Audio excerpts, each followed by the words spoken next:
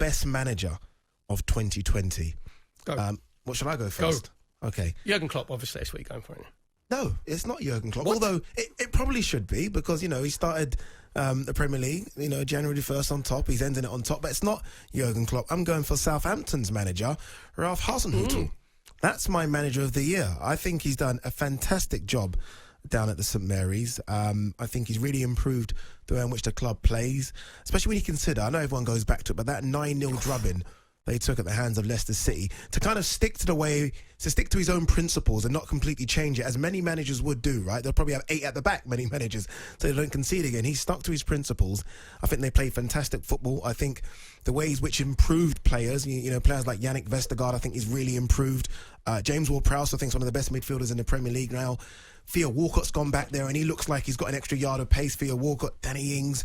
So I'm going to go for Ralph Hasenhüttl. I think he is, without a shadow of a doubt. I don't know who you got, and I don't really care who you got. He is, no doubt, the best manager this year. I can see where you're coming from. Thank you. It goes back to 4-4-2. Yep. High energy, closing down.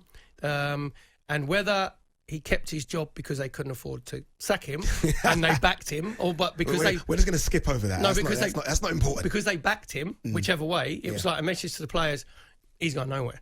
Yeah. And he as you said, he reverted back, put James Ward-Prowse centre midfield. They've lost Højbjerg, and it still hasn't made any difference. So I can see what you're saying there. I've gone for Marcelo Bielsa, and it isn't a Bielsa loving. When people go, "Oh, what has he won? He hasn't won anything." Kind of is, if I'm honest. Right, isn't right. I'm going to tell you. I'll tell you for why. This has to be good. Right, I'll tell you for why.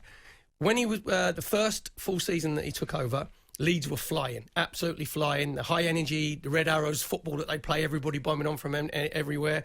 Then he had the Spygate, didn't he, against Derby County, which I thought was actually quite funny, because he's like, why is Frank? Yeah, but why is everybody else not? Do you think, why ain't anybody else doing it? Why is no one else doing what I'm doing? Right, and then he come out with a PowerPoint presentation about the detail it goes in.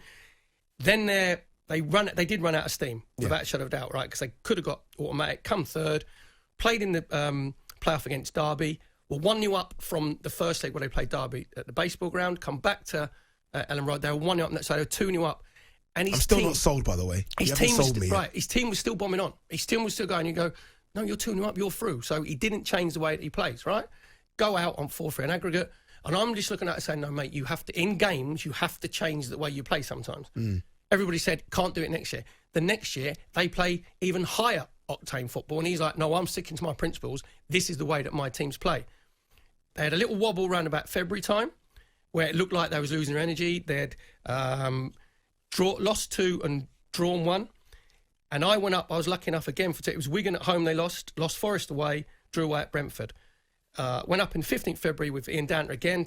They played. There was massive pressure. There's 35,000 in Ellen Road, right? Massive pressure. Our lead's falling away again. And I'm thinking there'll be a nervousness. There was in the crowd, the players, there'll be a nervousness because they know they could lose it again and they'll be accused of being bottlers.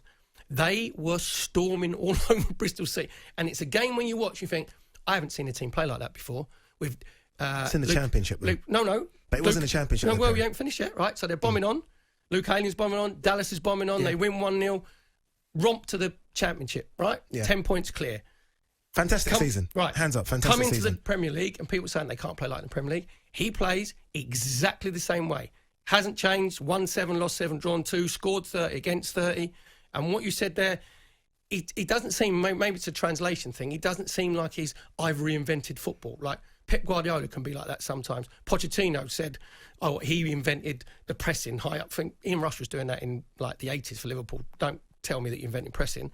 But when you see his teams played live, when they're all bombing like the Red Arrows and the energy that they have, and you said they're about improving players. Look at Patrick Bamford. I saw him play for Norwich against Crystal Palace in the Premier League. He looked like a competition winner. He looked like he didn't think he belonged there. Now he looks like a very, very good Premier League player, although it's early. He scored 10 goals. No, he's done well this season. Luke Aylin, when he got released from Arsenal, no one thought he'd go on to be where he is now. As he goes to Yeovil, then he goes to Bristol City, goes to Leeds, looks a real decent player in the Premier League.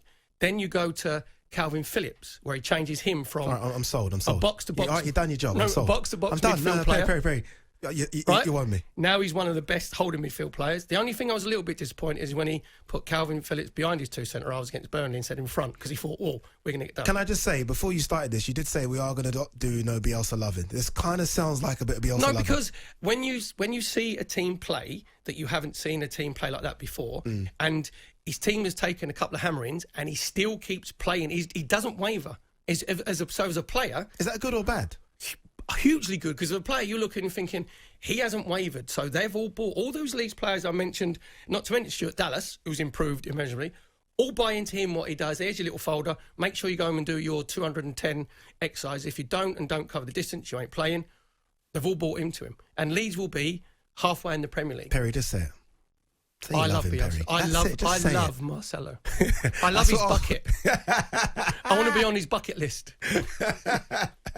Just sad. We finally got it out of him after 7 minutes of glorifying Leeds United and Bielsa. We finally got it out of him. He does love Leeds. All right, guys, who do you think is right, me or Perry? I've gone for Ralph Hasenhüttl. He's gone for Bielsa. Get in touch. Text us 810 89.